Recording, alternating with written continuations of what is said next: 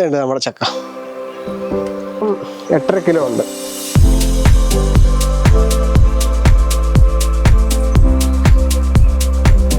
Hi all, welcome back to yet another video of neon exotics. അപ്പോൾ നമ്മൾ ഇന്ന് നമ്മുടെ വീഡിയോക്കകത്ത് കാണിക്കാൻ പോകുന്നത് നമ്മുടെ വിയറ്റ്നാം സൂപ്പർ എയർലി. നമ്മൾ വീഡിയോക്കകത്തൊക്കെ കുറച്ച് കാണിച്ചിട്ടുണ്ടായിരുന്നു അയച്ചു കിടക്കുന്നതൊക്കെ, പക്ഷേ ഒരു ഡീറ്റെയിൽഡ് റിവ്യൂ നമ്മുടെ ചാനലിൽ ഇട്ടിട്ടില്ലായിരുന്നു. അപ്പോൾ ഇന്ന് നമ്മുടെ വിയറ്റ്നാം സൂപ്പർ എയർലിയെ കുറിച്ചുള്ള റിവ്യൂ ആണ്. എങ്ങനെയാണ് അതിൻ്റെ പഴം എന്ന്, ഇത്രയ്ക്ക് സൂപ്പറാണോ, അതാണ് ഇന്നത്തെ വീഡിയോക്കകത്ത് നമ്മൾ ഡിസ്കസ് ചെയ്യുന്നത്. നമ്മുടെ ഇപ്പം കായ്ച്ചു കിടപ്പുണ്ട്. ഇപ്പം നമ്മുടെ ഓഫ് സീസണാണ്, നമ്മുടെ നാടൻ പ്ലാവൊന്നും കായ്ക്കുന്ന സമയമല്ല, പക്ഷേ എങ്കിൽ നമ്മുടെ വിയറ്റ്നാം സൂപ്പർ എയർലി കായ്ച്ചു കിടപ്പുണ്ട്. അപ്പോൾ നമുക്ക് അങ്ങോട്ട് പോയിട്ട് നോക്കാം. അപ്പോൾ ഫ്രണ്ട്സ്, ഇതാണ് നമ്മുടെ വിയറ്റ്നാം സൂപ്പർ എയർലി. കണ്ടില്ലേ, കായ്ച്ചെല്ലാം നല്ല സൂപ്പറായിട്ട് കിടപ്പുണ്ട്. താഴെ കുറച്ച് കൊഴിഞ്ഞൊക്കെ പോയിട്ടുണ്ട്, അതിനെക്കുറിച്ച് നമ്മൾ പറയാം. അപ്പോൾ ഇതിൻ്റെ ഏറ്റവും വലിയൊരു അഡ്വാൻറ്റേജ് എന്ന് പറഞ്ഞാൽ, ഞാൻ നേരത്തെ സൂചിപ്പിച്ചു, ഏറ്റവും പെട്ടെന്ന് തന്നെ കായ്ക്കും. നമ്മുടെ ഇവിടുത്തെ പ്ലാവ് 1.5 വർഷം ആയപ്പോഴത്തേന് ഈ കായ്ച്ച ആദ്യത്തെ ചക്ക കിട്ടി. അതാണ് ഇതിൻ്റെ ഏറ്റവും വലിയൊരു അഡ്വാൻറ്റേജ്. ഒട്ടും താമസമൊന്നുമില്ല, എളുപ്പം കായ്ക്കും. പിന്നെ വേറൊരു അഡ്വാൻറ്റേജ് എന്ന് പറഞ്ഞാൽ, നമുക്ക് ആദ്യം തന്നെ ഇതിൻ്റെ കുറച്ച് അഡ്വാൻറ്റേജസ് പറയാനേ. പിന്നെ വേറെ എന്ന് പറഞ്ഞാൽ, നമുക്ക് കണ്ടില്ലേ, ഇവിടെ നിന്നുകൊണ്ട് തന്നെ നമുക്കിത് ഹാർവെസ്റ്റ് ചെയ്യാൻ പറ്റും, ഈ താഴെ കായ്ക്കുന്നതൊക്കെ. അതും എനിക്കൊരു പോസിറ്റീവായിട്ട് തോന്നിയിട്ടുണ്ട്. പിന്നെ വേറൊരു ഇതെന്ന് പറഞ്ഞു കഴിഞ്ഞാൽ, ഇപ്പോൾ നമ്മുടെ ഇവിടെ ഒക്ടോബർ മാസം ആകാറായി. നമ്മുടെ നാടൻ പ്ലാവൊന്നും പൂക്കാത്ത സമയമാണ്, കായ്ക്കാത്ത സമയമാണ്. അപ്പോഴത്തേക്കും പക്ഷേ സൂപ്പർ എയർലി കണ്ടോ, കായ്ച്ചെല്ലാം കിടക്കുന്നത് കണ്ടോ. അപ്പോൾ ഇതിനങ്ങനെ ഒരു സീസൺ ഇല്ല. അത് ഇതിൻ്റെ വലിയൊരു അഡ്വാൻറ്റേജാണ്.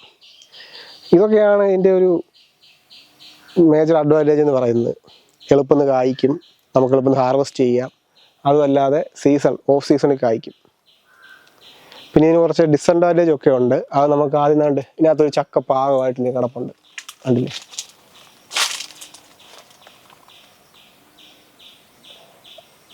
അവനെ നമുക്ക് ഹാർവെസ്റ്റ് ചെയ്യണം. അത് കഴിഞ്ഞിട്ട് ഇതിൻ്റെ വേറെ കാര്യങ്ങൾ നമുക്കൊന്ന് ഡീറ്റെയിൽഡ് ആയിട്ടൊന്ന് ഡിസ്കസ് ചെയ്യാനുണ്ട്, ഇതിൻ്റെ ഡ്രോബാക്സ് എന്തൊക്കെയാണ്. ഓക്കെ, നമുക്കപ്പം അതിലോട്ട് കിടക്കാം.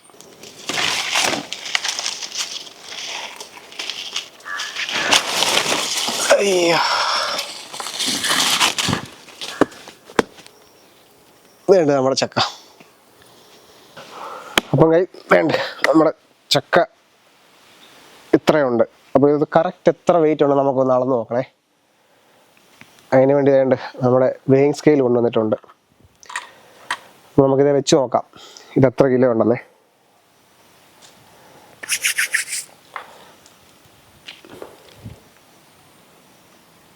സീറോ ആക്കിയിട്ട് ഓക്കെ, ഏകദേശം 8.5 കിലോ ഉണ്ട്. ഇത്രയൊക്കെ വരത്തുള്ളൂ ഈ ചക്കയുടെ വെയിറ്റ്. കൂടിപ്പോയി ഒരു 10 കിലോ, 10 അതൊക്കെയാണ് ഇതിൻ്റെ ഒരു മാക്സിമം റേഞ്ച് എന്ന് പറയുന്നത്. നമ്മൾ 8 കിലോ ഉണ്ട്. ഇത് നല്ലതായിട്ട് പഴുത്തിട്ടൊന്നുമില്ല, കുറച്ചുകൂടെ വെക്കണം. അപ്പോൾ അതിൻ്റെ ഞാനൊരു ഷോർട്ട് വീഡിയോ ഒക്കെ അപ്ലോഡ് ചെയ്യാം. ഓക്കെ, പിന്നെ ഇതിൻ്റെ കുറച്ച് ഡിസഡ്വാൻറ്റേജസ് ഒക്കെ ഉണ്ട്. അതാണ് ഞാൻ ഇനി പറയാൻ പോകുന്നത്. അപ്പോൾ ഇത് വാങ്ങിച്ച് വെക്കുന്നവർ ഇതുകൂടെ ഒന്ന് അറിഞ്ഞിരിക്കണം. ഇപ്പം ഇതിപ്പോൾ 2-2.5 വർഷമായിട്ട് ഇവിടെ വളർത്തുന്നുണ്ട്. അപ്പോൾ എനിക്ക് തോന്നിയ കാര്യങ്ങളാണ് ഞാൻ പറയുന്നത്. എന്തായാലും നമുക്ക് പ്ലാവിൻ്റെ അടുത്ത് നിന്നിട്ട് തന്നെ ബാക്കി പറയാമേ. അപ്പോൾ ഇതിൻ്റെ ഡിസഡ്വാൻറ്റേജ് എന്ന് പറഞ്ഞു കഴിഞ്ഞാൽ, ഇത് ഒത്തിരി കായ്ക്കും, പക്ഷെ അതിൻ്റെ കൂടെ തന്നെ ഒത്തിരി ചക്ക കൊഴിഞ്ഞും പോകും. ഈ മഴയൊക്കെ ഉണ്ടെങ്കിലും എന്തെങ്കിലുമൊക്കെ പോയി കഴിഞ്ഞാൽ ഒത്തിരി ചക്ക കൊഴിയും, ചീഞ്ഞളഞ്ഞ്. കണ്ടില്ലേ, കൊഴിഞ്ഞ് കിടക്കുന്നത് കണ്ടില്ലേ. കുറേ ഉണ്ട്, നമ്മളിവിടെ കുറേ കൊഴിഞ്ഞ് കിടപ്പുണ്ട്.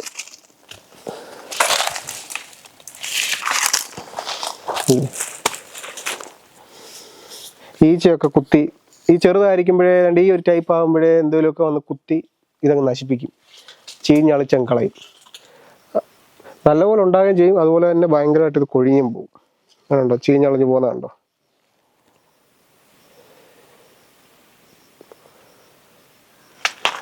ഈ കിടക്കുന്നതിനും കേട് വന്നിട്ടുണ്ടേ, ഉണ്ടോ. ഈച്ചയും എന്തൊരു പ്രാണികളൊക്കെ കുത്തുന്നതാണ്ടോ. ഇത് ഫുള്ളേ കുത്തി വെച്ചേക്കുക. മണ്ടേ കിടക്കുന്നതും അതിലൊക്കെ തന്നെയാണ്.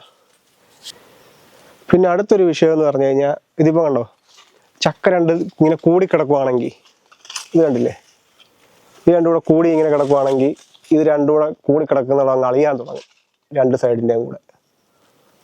അങ്ങനെ ഞാൻ ഒത്തിരി മിക്കപ്പോഴും ശ്രദ്ധിച്ചിട്ടുണ്ട്. ഇങ്ങനെ കൂടിക്കിടക്കുന്ന ചക്കകൾ ഈ നടുഭാഗം എങ്ങനെ ഇത് രണ്ടും കൂടെ ഇന്റർസെക്ട് ചെയ്യുന്ന സ്ഥലത്ത് ചീച്ചിൽ വരാറുണ്ട്. അതും ഇതിൻ്റെ ഒരു വലിയ ഡിസഡ്വാൻറ്റേജ് ആണ്. ഇനിയിപ്പോൾ അല്ലെങ്കിൽ ഒരെണ്ണം കട്ട് ചെയ്ത് കളയണം, അതല്ലാതെ വേറെ വഴിയില്ല. പിന്നെന്ന് പറഞ്ഞാൽ ചില ചക്കയ്ക്കകത്ത് ഈ കളർ വ്യത്യാസമുണ്ട്. ഇരുമ്പിൻ്റെ ഇതിരിക്കുന്ന കൂട്ട് അകത്ത് ചുളയ്ക്കകത്തെല്ലാം ഒരു കളർ വരുന്നുണ്ട്. അതെന്ന് പറഞ്ഞാൽ മെയിനായിട്ട് പറഞ്ഞാൽ ഈ ബോറോണിൻ്റെ കുറവ് കൊണ്ടാണ്. അപ്പം നമ്മൾ ബോറോണൊക്കെ എപ്പോഴേലുമൊക്കെ ആഡ് ചെയ്ത് കൊടുക്കണം, അല്ലെങ്കിൽ ഈ ഇങ്ങനത്തെ ഡെഫിഷ്യൻസി വരാറുണ്ട്.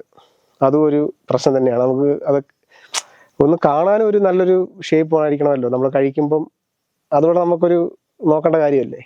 അപ്പോൾ അങ്ങനെയൊക്കെ കളർ വ്യത്യാസമൊക്കെ കണ്ടു കഴിഞ്ഞാൽ നമുക്കത് കഴിക്കാൻ ഒരു മൂഡ് കാണത്തില്ല. പിന്നെ നമ്മുടെ നാടൻ പ്ലാവിൻ്റെ അത്രയും ടേസ്റ്റ് ഒന്നും ഇല്ല കേട്ടോ, അതിനെ കമ്പയർ ചെയ്യാനൊന്നും ഉള്ള ടേസ്റ്റ് ഇല്ല. പിന്നെ അത് കഴിഞ്ഞിട്ട് വേറെ കുഴപ്പമെന്ന് പറഞ്ഞു കഴിഞ്ഞാൽ ഇതുണ്ടല്ലേ, ഇതേല് നമ്മുടെ ശാഖയിലാണ് ഇത് ഉണ്ടായി കിടക്കുന്നത് കണ്ടോ. അത് കാരണം ഇത് ചക്ക ഉണ്ടായാൽ തന്നെ ഇതങ്ങ് ഫുള്ളിങ് താഴോട്ടങ്ങ് വരുവാണ്. നമ്മളിപ്പോൾ കമ്പൊക്കെ കുത്തി നിർത്തിയേക്കുക. ഇതില്ലെങ്കിൽ ഇത് ഫുള്ളെ അങ്ങ് ഒടിഞ്ഞു വീഴും. അതുകൊണ്ട് മെയിനായിട്ട് നമ്മൾ ഇതിൻ്റെ ഈ സൈഡിൽ തന്നെ കായ്പ്പിക്കാൻ നോക്കുക. ഈ മെയിനായിട്ടുള്ള സ്റ്റമ്പേ തന്നെ ശാഖ കായ്പ്പിച്ചു കഴിഞ്ഞാൽ ഇത് വെയിറ്റ് കൂടി ഫുള്ള് താഴോട്ട് വീഴാനുള്ള ടെൻഡൻസി ഉണ്ട്. അപ്പോൾ ഏറ്റവും നല്ലതെന്ന് പറഞ്ഞു കഴിഞ്ഞാൽ ഇതുപോലെ കായ്പ്പിക്കുന്നതായിരിക്കും. കണ്ടില്ലേ. പിന്നെന്ന് പറഞ്ഞാൽ മറ്റേ ചീച്ചിലാണ്, കണ്ടില്ലേ. ഈ ഉണ്ടാകുന്ന ഇതെല്ലാം ഇടയ്ക്കിടയ്ക്ക് ഇങ്ങനെ ഉണങ്ങി അങ്ങ് പോകും. കമ്പ് കണ്ടില്ലേ.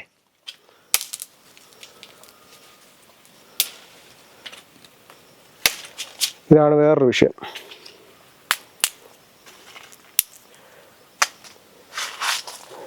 അപ്പോൾ ഞാൻ പറഞ്ഞു വന്നത് സമ്മറി ഇതാണ്. ഇപ്പം നമ്മൾ ഇതൊരു വലിയൊരു ബിസിനസ്സായിട്ട്, എന്ന് വെച്ചാൽ ഒരു പ്ലാന്റേഷനൊക്കെ തുടങ്ങുന്നവർക്ക് എനിക്ക് തോന്നുന്നില്ല ഇതൊരു നല്ലൊരു വെറൈറ്റി ആണെന്ന്. ഇതിനേക്കാളും ഇപ്പം നല്ല വെറൈറ്റികളൊക്കെ വരുന്നുണ്ട്. J33 ആയാലും സിംഗപ്പൂർ വരിക്കകളും അങ്ങനെ കുറേ വെറൈറ്റികൾ വരുന്നുണ്ട്. അതുവെല്ലാം വെക്കുന്നതായിരിക്കും ഏറ്റവും ബെറ്റർ എന്ന് തോന്നുന്നു. ഇതിൻ്റെ കുഴപ്പമെന്ന് പറഞ്ഞാൽ ഇതാ, മഴയൊക്കെ പെയ്തു കഴിഞ്ഞാലും ടേസ്റ്റ് കുറയുകയും പിന്നെ ഇങ്ങനത്തെ കുറച്ച് കീടങ്ങളുടെ ആക്രമണവും ഇതൊക്കെ നന്നായിട്ട് വരുന്നതാണ്. ഇതുള്ള കാരണം അങ്ങനെ ഒത്തിരി ഒരു ബിസിനസ് കണക്ക് ചെയ്യുന്നവർക്കും വലിയ പ്ലാന്റേഷൻ തുടക്കുന്നവർക്കും ഒക്കെ ഇതൊരു ഉചിതമായിട്ടുള്ളൊരു പ്ലാവാണെന്ന് തോന്നുന്നില്ല. അതല്ലാതെ ഒരു വീട്ടിലത്തെ ആവശ്യത്തിന് വേണ്ടി ജസ്റ്റ് ഒരു പ്ലാവ് വെക്കുന്നവർക്കാണെങ്കിൽ ഇത് ഏറ്റവും നല്ലതാണ്. കാരണം എളുപ്പം കായ്ക്കും.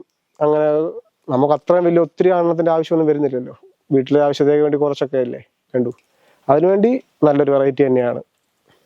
പെട്ടെന്ന് കായ്ക്കും, നമുക്ക് പെട്ടെന്ന് ഇത് തന്നെ ഹാർവെസ്റ്റിങ് ചെയ്യാം. അങ്ങനെയുള്ള അഡ്വാൻറ്റേജസും ഉണ്ട്. അപ്പം വിയറ്റ്നാം സൂപ്പർ റെയറിൽ വീട്ടിലുള്ളവർ കമൻറ്റ് ചെയ്യുക നിങ്ങളുടെ അനുഭവം എങ്ങനെയാണെന്ന്. എനിക്ക് ചിലപ്പോൾ മിസ്റ്റേക്ക് പറ്റാം, നിങ്ങളവിടെ വേറെ രീതിയിലായിരിക്കും. എന്തെങ്കിലും ഉണ്ടെങ്കിൽ നിങ്ങൾ കമൻറ്റ് ചെയ്യുക. ഞാനിപ്പോൾ എൻ്റെ ഇവിടെ ഉണ്ടായ ഒരു എക്സ്പീരിയൻസ് ആണ് ഞാൻ പറഞ്ഞത്. ഈ 2-3 വർഷം കൊണ്ട് ഞാൻ കണ്ട കാര്യങ്ങളാണ് പറഞ്ഞത്, എൻ്റെ എക്സ്പീരിയൻസ് ആണ് ഞാൻ പറഞ്ഞത്. എന്തെങ്കിലും നിങ്ങൾക്ക് എന്തെങ്കിലും എതിരെ അഭിപ്രായം ഉണ്ടെങ്കിൽ താഴെ കമൻറ്റ് ബോക്സ് അറിയിക്കുക, നമുക്ക് ഡിസ്കസ് ചെയ്യാം. ഓക്കെ. അപ്പോൾ നമ്മുടെ പഴം ചക്ക അത് പഴുത്തിട്ടില്ല. അത് ഫുള്ള് പഴുത്തുമ്പോൾ നമ്മൾ വെട്ടി അതിന് ചെറിയൊരു റീലിടാം. ഓക്കെ.